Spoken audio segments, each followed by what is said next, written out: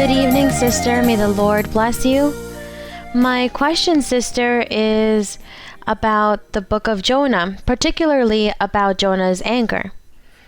Initially, Jonah was given an order by God and he tried to flee. I say tried because he couldn't hide from him. Everywhere he went, God was there.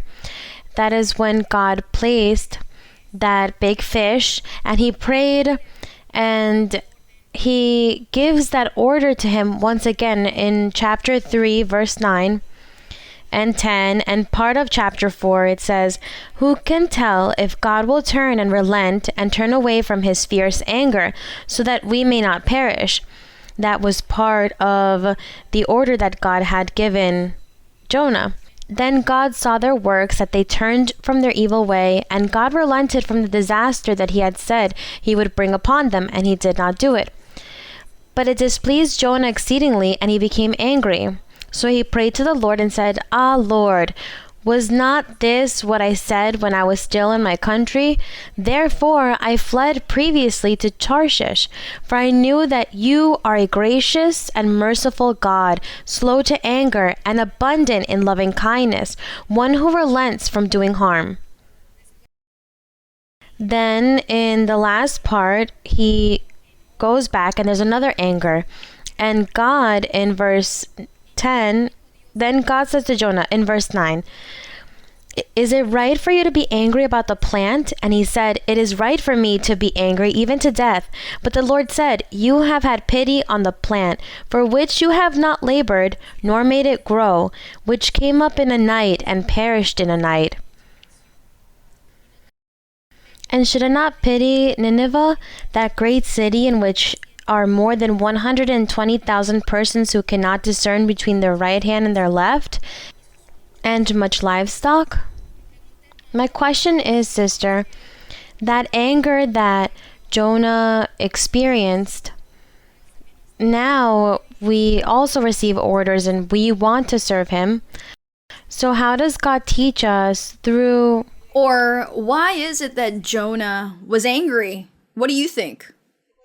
What happened to Jonah so that he would be so angry? He was angry because the prophecy that he spoke did not come to pass. For he said to them, in 40 days, Nineveh will be destroyed. And as God forgave them, pardoned them, he didn't destroy them. So what happened to Jonah? Why was he angry? Because there was some bit of pride as a prophet. He said, well, I prophesied and the prophecy didn't come to pass. Now people are going to call me a liar and they're not going to believe in me. I'd rather die. This is why he wanted to drown in the sea. He asked to be cast into the sea. He said, well, this will fix the problem.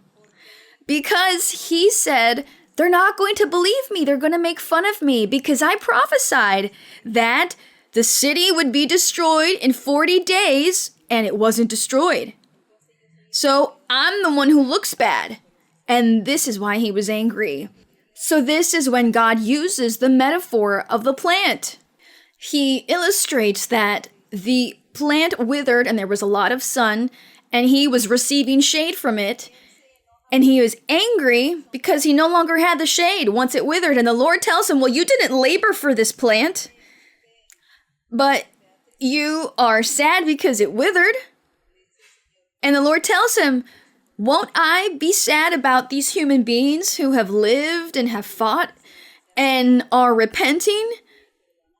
Shouldn't I forgive them? That was the metaphor. But Jonah, he wanted the prophecy to be fulfilled.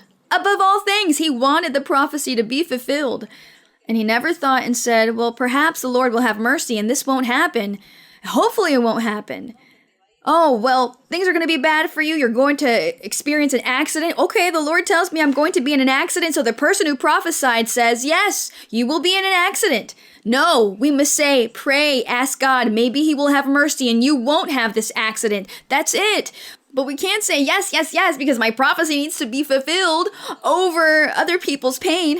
So there, God gave Jonah a lesson. He was angry because of that, because his prophecy didn't come to pass. And very well, we learn so much. We learn that above everything is mercy. Above everything is mercy. And as for other people's pain, we should never overlook that, but rather let us have mercy of people, ask God for mercy, and that the evil things that God reveals that will happen to that person do not come to pass.